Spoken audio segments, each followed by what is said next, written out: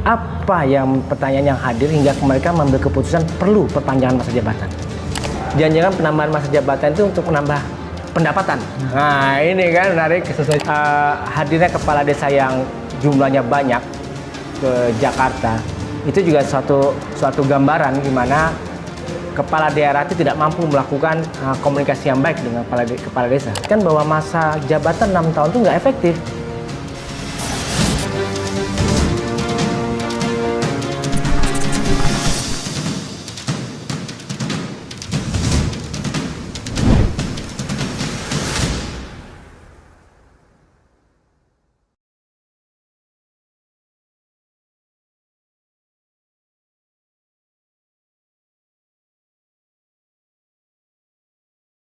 Halo kawan-kawan JCC, kembali lagi kita berjumpa. Kali ini JCC datang dengan program yang baru, yaitu Pro Otonomi. Ini adalah program yang hari ini juga kita launching, di mana nanti bakal membahas persoalan-persoalan daerah atau yang masih ada kaitannya dengan otonomi. Nah, sebelum kita sampai pada ke persoalan itu, saya ingin mengutip kredo ilmuwan asing asal Inggris pada abad ke-18 itu. Mereka meyakini bahwa kekuasaan absolut itu cenderung korup. Nah, kenapa saya kutip pernyataan itu?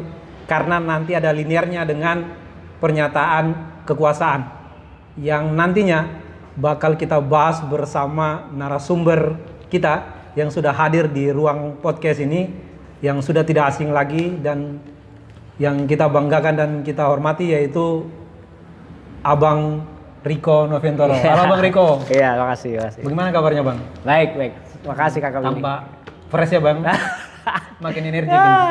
Yang jelas harus olahraga lah. Waduh, tidur mantap. cukup ya, makan cukup, istirahat cukup ya. Saya pikir buat kita lebih fresh. Yang lebih baik lagi adalah berdoa dan menjaga hubungan baik dengan tetangga sekitar. Oke, baik. Jadi kawan-kawan, Bang Riko ini adalah pengamat kebijakan publik sekaligus peneliti IDPLP. Beliau ini sering berhubungan sama seluruh kepala daerah yang ada di Republik ini. Benar nggak Bang? Oke, baik. Jadi Bang Riko dan kawan-kawan yang di rumah, dalam sepekan terakhir ini kita disuguhkan dengan pemberitaan di media massa di mana para kepala desa itu mereka berbondong-bondong meninggalkan kampung halamannya, datang ke ibu kota, lalu berkumpul dan pergi ke gedung DPR RI dan MPR RI. Mereka mendesak agar DPR itu segera melakukan revisi undang-undang desa, khususnya terkait masa jabatan 6 tahun beralih menjadi 9 tahun. Iya, pasal 39 ya.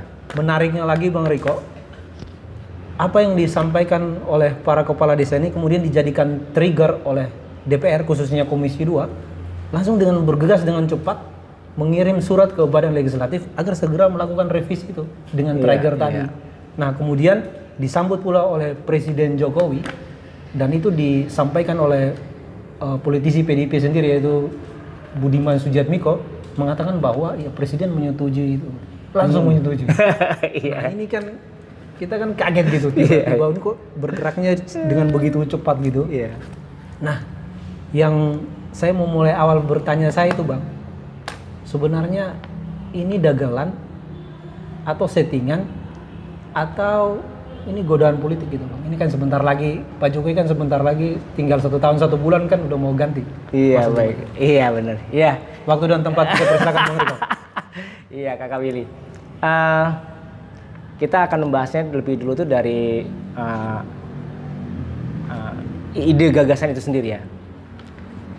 Dalam konteks studi kebijakan publik, yang terpenting dari sebuah kita nyebut itu sebuah gagasan, berarti ada pertanyaannya dulu. Apa yang pertanyaan yang hadir hingga mereka mengambil keputusan perlu perpanjangan masa jabatan? Ini yang kita belum banyak memahami jauh. Isu yang didengar kita adalah karena isu selalu berkaitan dengan konflik politik pasca dipilihnya setiap kepala desa. Nah, itu seolah menjadi sebuah pertanyaan yang dibangun hingga kemudian jawabannya adalah perpanjangan masa jabatan. Nah, sejatinya itu nggak begitu cara bekerja sebuah proses kebijakan publik. bahwa ada sebuah permasalahan itu disepakati. Misalnya memang ada konflik pasca pemilihan kepala desa. Namun apakah benar dengan cara menjawab perpanjangan masa waktu itu menjawab persoalan tadi? Ada nggak sih hubungan ketika kita bilang ada konflik politik maka dilanjutkan dengan melakukan perpanjangan waktu? Ini yang belum juga terjawab baik. Yang kedua, saya malah belum membaca sampai hari ini Kak Willy. Adakah sebuah riset yang mendalam yang memperlihatkan bahwa masa jabatan 6 tahun itu nggak efektif? Saya belum pernah melihat lebih detail dari Kementerian Desa kah, dari Kementerian Dalam Negeri kah, atau mungkin dari para penggiat kebijakan yang memperlihatkan hubungan masa waktu jabatan yang 6 tahun itu tidak ideal hingga perlu diperpanjang. Dengan demikian kita belum punya basis yang ilmiah, belum punya dasar yang cukup kuat untuk menyampaikan gagasan 9 tahun.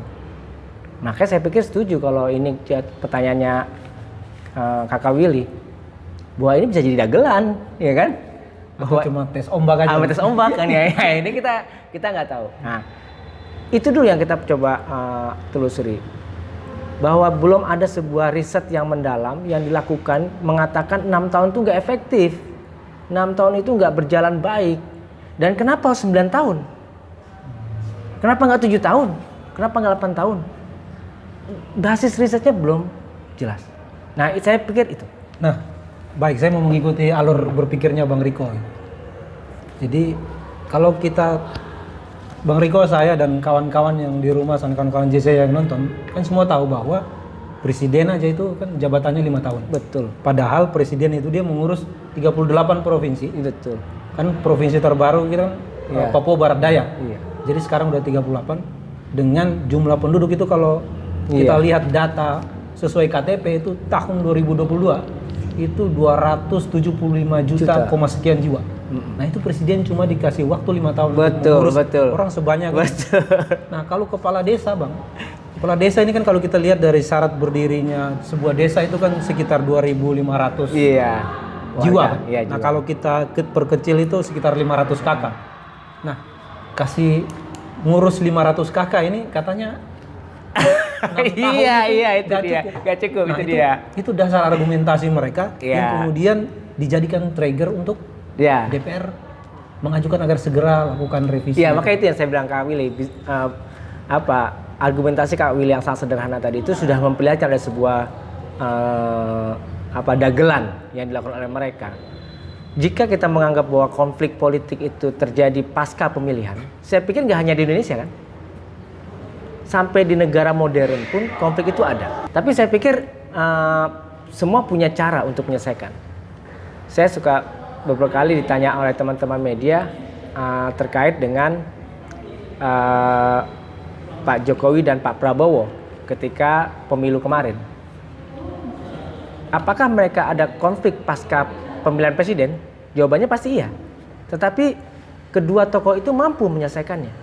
Nah, jadi argumentasi kepala desa yang nyatakan bahwa ada konflik pasca pemilihan kepala desa, saya pikir terlalu prematur, terlalu tidak cukup kuat alasan itu.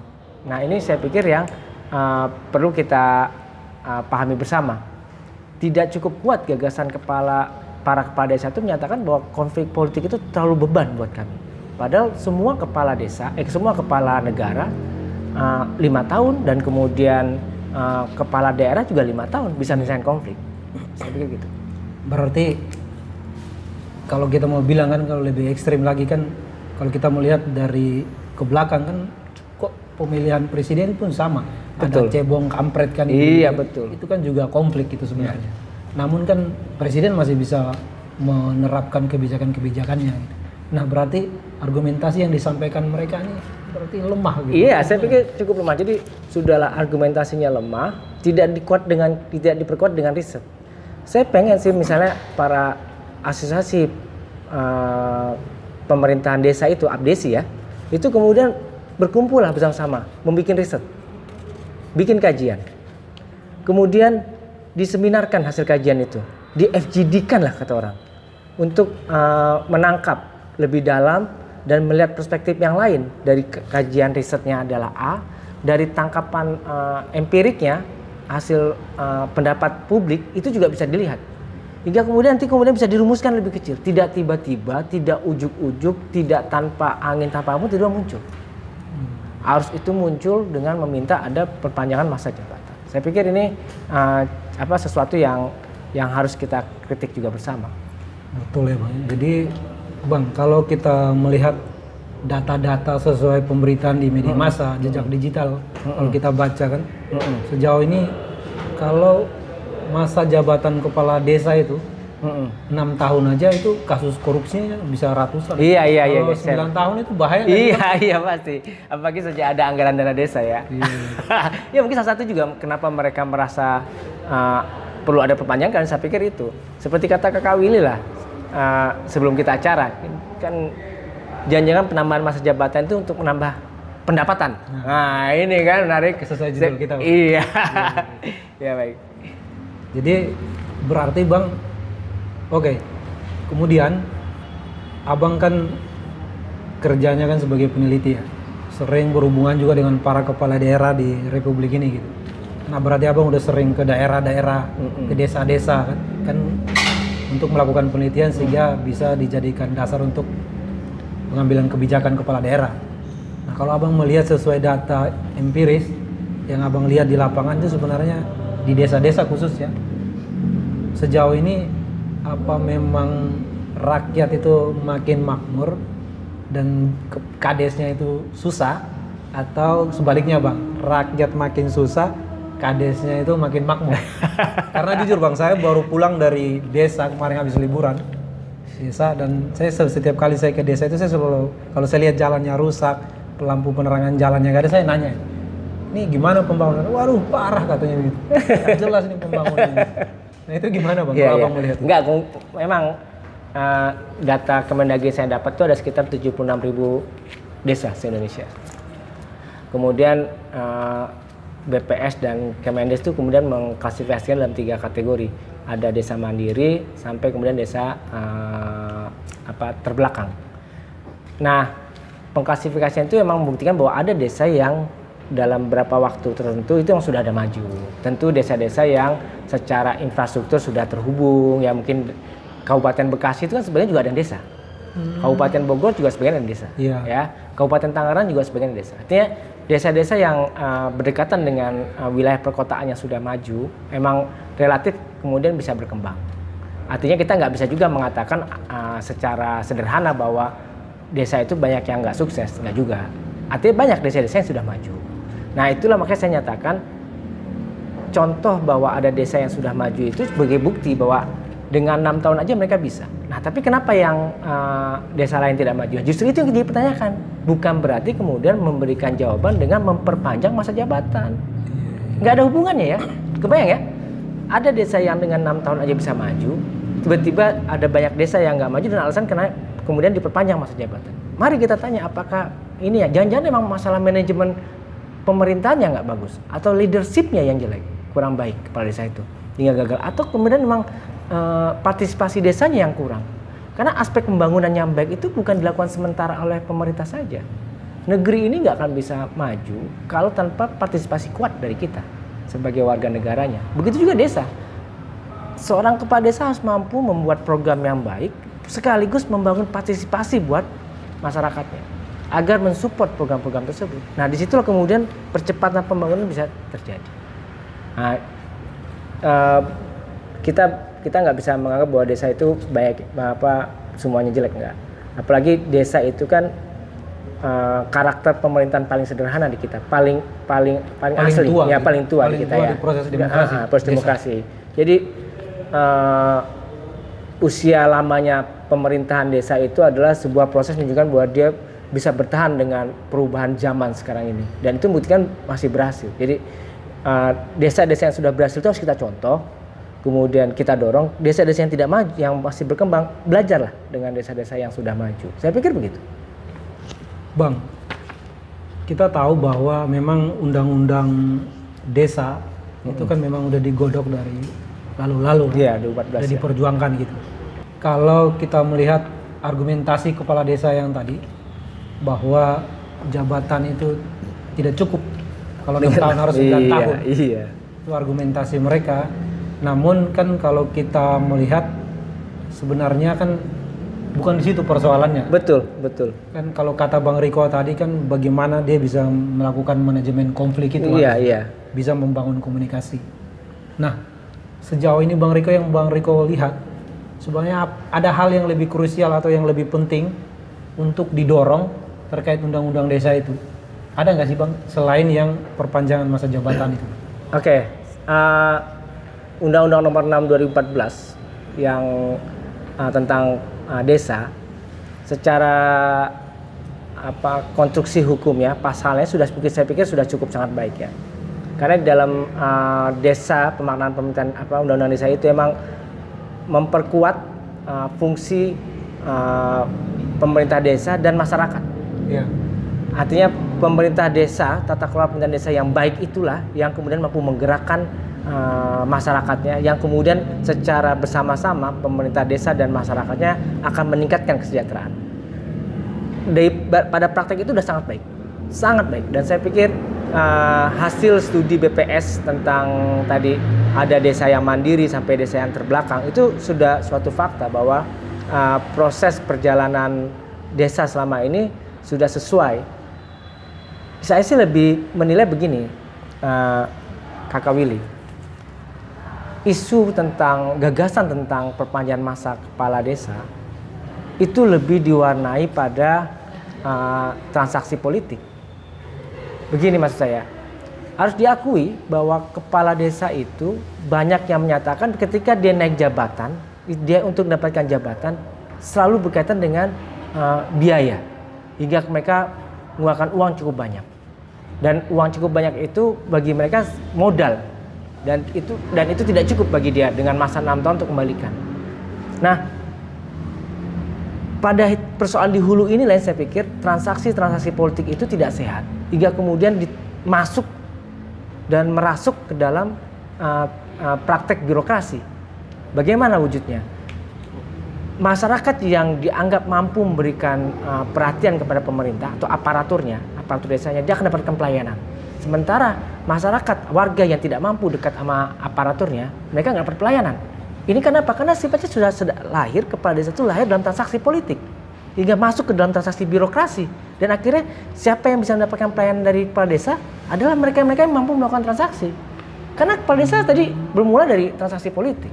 Nah, kalau kita berangkat dari cara pandang seperti saya tadi itu, maka perbaikan paling pertama menurut saya adalah partai politik. Apa urusannya? Saya merasa 76.000 kepala desa yang ada itu bukanlah tokoh yang tiba-tiba lahir sendiri. Dia pasti lahir dalam sebuah ekosistem partai politik yang punya ideologi yang sama. Mungkin ada ya, kalau kita nyebut kandidat-kandidat perseorangan ya, mungkin ada ya. Tetapi saya lebih percaya bahwa kepala desa itu banyak berdekatan dengan partai politik yang punya ideologi sama. Dengan kata lain, partai politik pasti ikut menunggangi kepala desa yang terpilih, kepala desa yang ditunjuknya itu untuk jadi menang. Hingga dengan kata lain, tidak mungkin kepala desa itu berjuang sendirian. Dia pasti dengan partai politiknya. Nah, dengan demikian kalau partai politiknya sudah berusaha untuk keluar dari persoalan transaksi politik yang tadi itu, maka kepala desa juga keluar. Jadi pokok perkara kita karena pada persoalan itu. Yang kita dengarkan adalah mereka menghabiskan uang sekian miliar tetapi tidak mendapatkan dari masa jabatannya. Dengan kata lain apa? Saya mau lebih menegaskan. Orientasi mereka kekuasaan, bukan pada pelayanan. Sementara kepala desa dan aparatur itu orientasi pelayanan, bukan kekuasaan. Nah, gimana dia mau bikin pelayanan kalau kemudian kekuasaan yang didapatkan pun didapatkan dengan cara bertransaksional? Saya pikir itu. Baik, Bang Riko, berarti sebenarnya manajemen pembangunan itu bukan titik fokusnya itu bukan ke lamanya masa jabatan, tapi ke personalnya gitu. Iya. Ingin mendapatkan membangun sistem kan, kalau sistemnya benar dibangun udah pasti ngikut gitu. Iya, betul. Nah, berarti kalau gitu Bang Riko, cocoknya itu berapa tahun sih kepala desa itu? Beginilah, gini sekali lagi ya.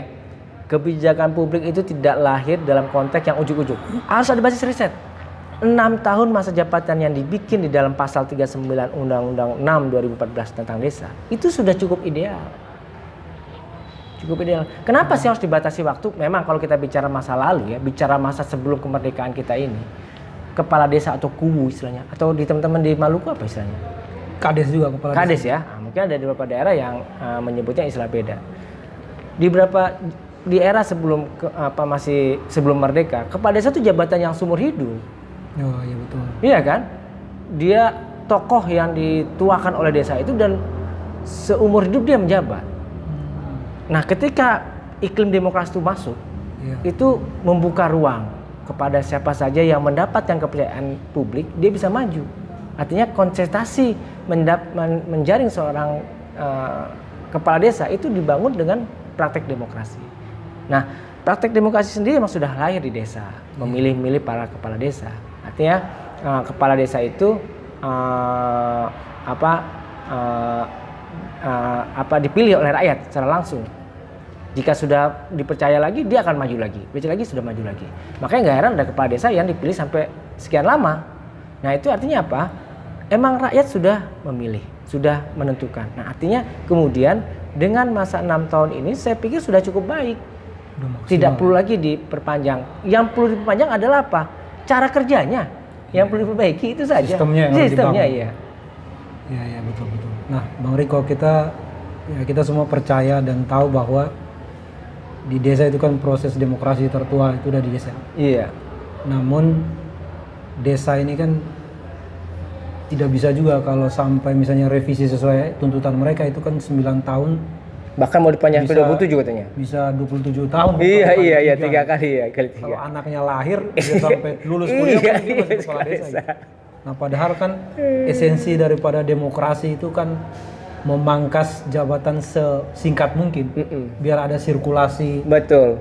Sirkulasi pergantian jabatan. Iya. Nah, kalau Bang Riko melihat sejauh ini, kenapa sih Bang kok para pemangku kepentingan ini, mereka ini kan pingin kalau bisa gue pegang nih jabatan kalau bisa seumur hidup lah gitu.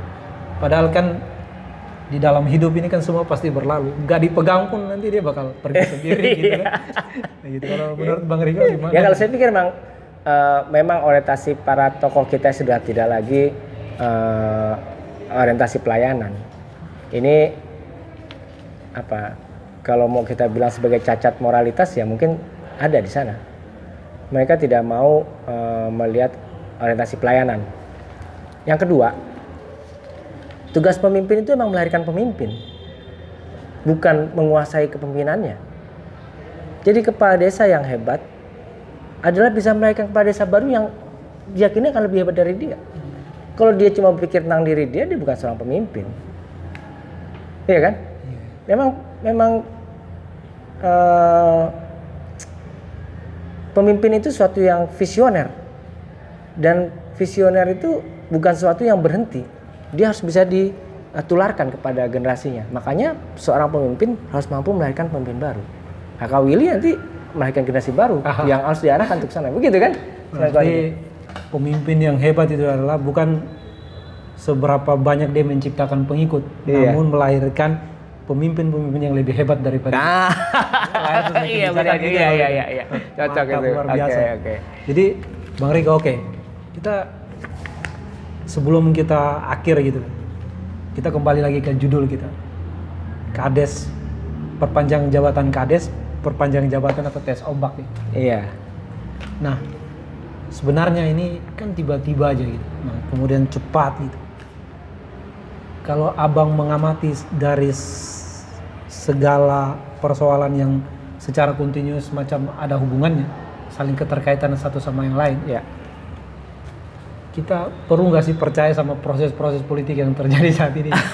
Atau kita butuh meragukan gitu? Bisa, oke. Ini ya cara pandang anak generasi ya. Saya pikir tidak ada mekanisme lain yang bisa kita lakukan selain melalui proses demokrasi. Ini kita harus pegang dulu bahwa penyeleksian pemimpin itu dibangun dalam proses demokrasi.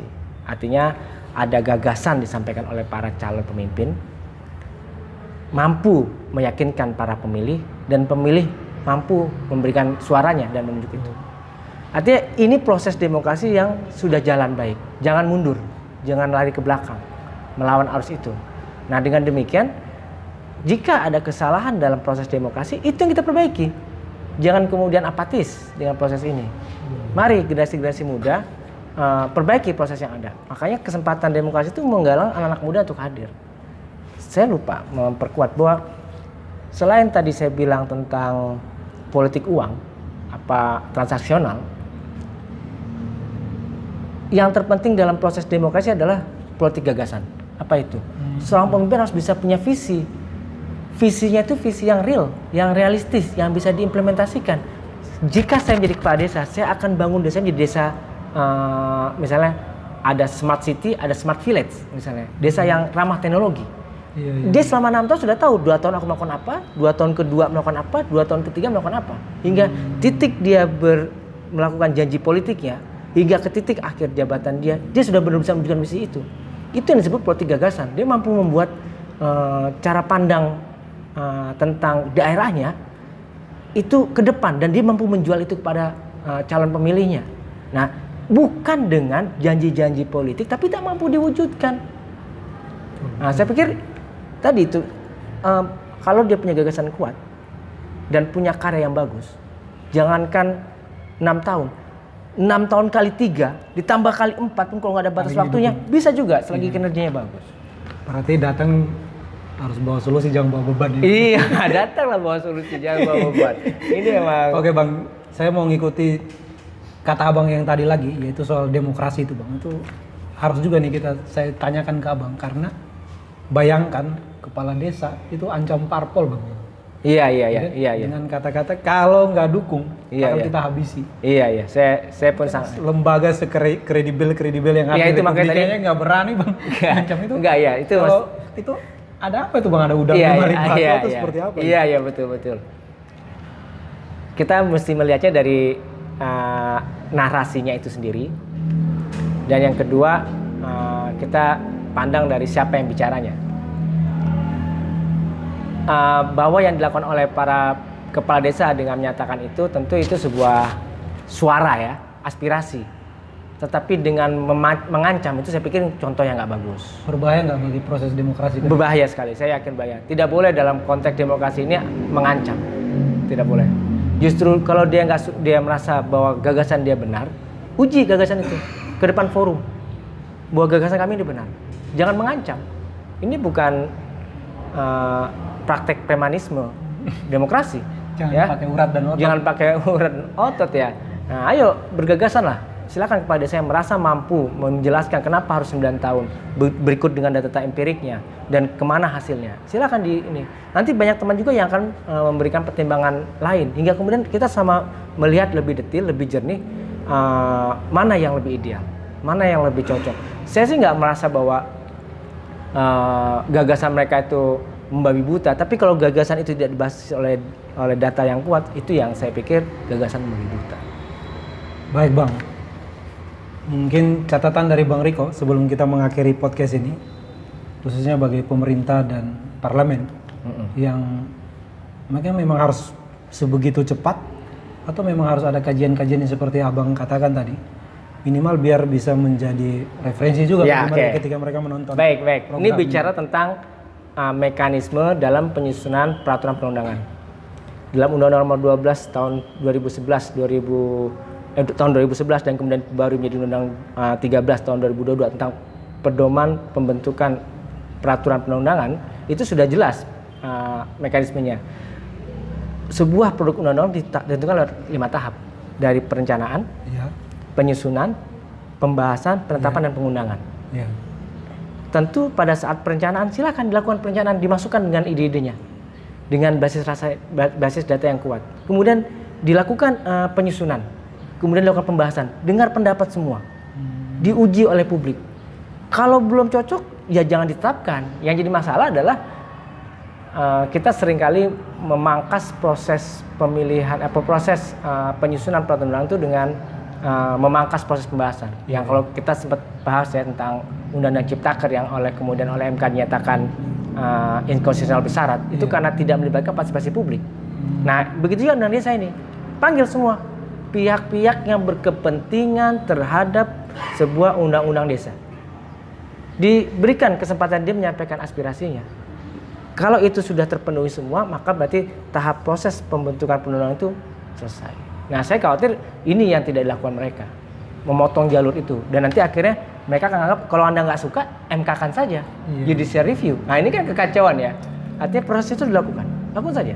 Berarti proses revisi itu harusnya masuk ke kamar DPD, DPR atau pemerintah gitu? Iya, bersama-sama. Bukan datang ke partai. Iya. Macam-macam partai. Macam-macam partai Bang Berarti Ruslan ya. ini keluar jalur atau memang bukan keluar jalur lagi tuh.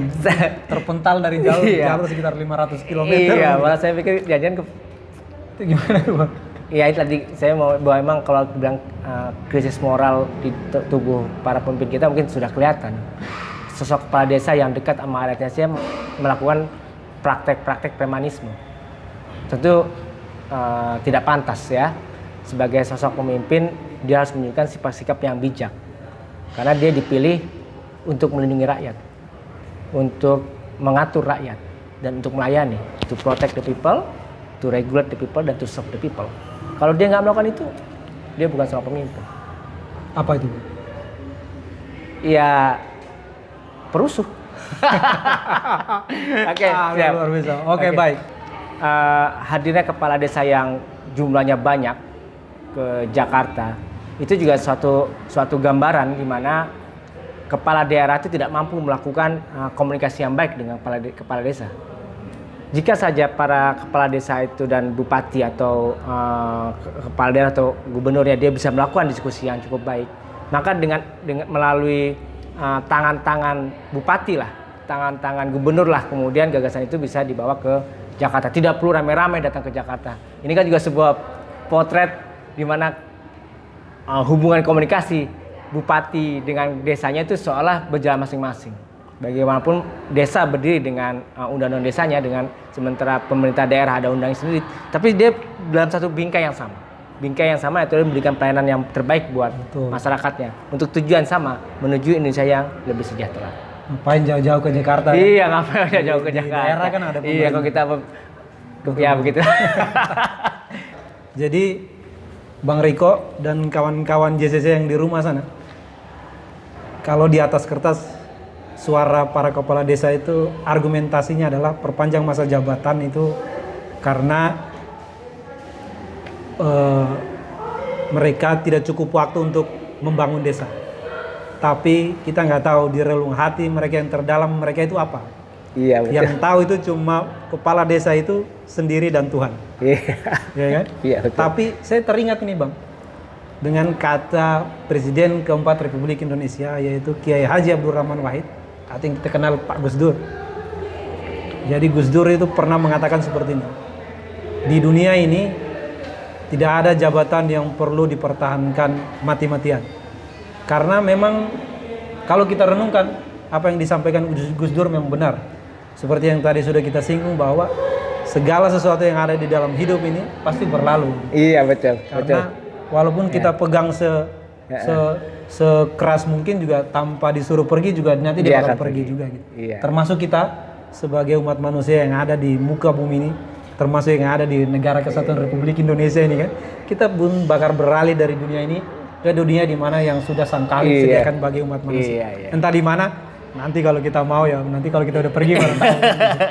Nah untuk itu, tapi kembali lagi yang terpenting adalah seperti kata Bang Riko, yaitu pemimpin yang hebat itu adalah pemimpin yang mampu menciptakan pemimpin yang jauh lebih hebat daripada dia.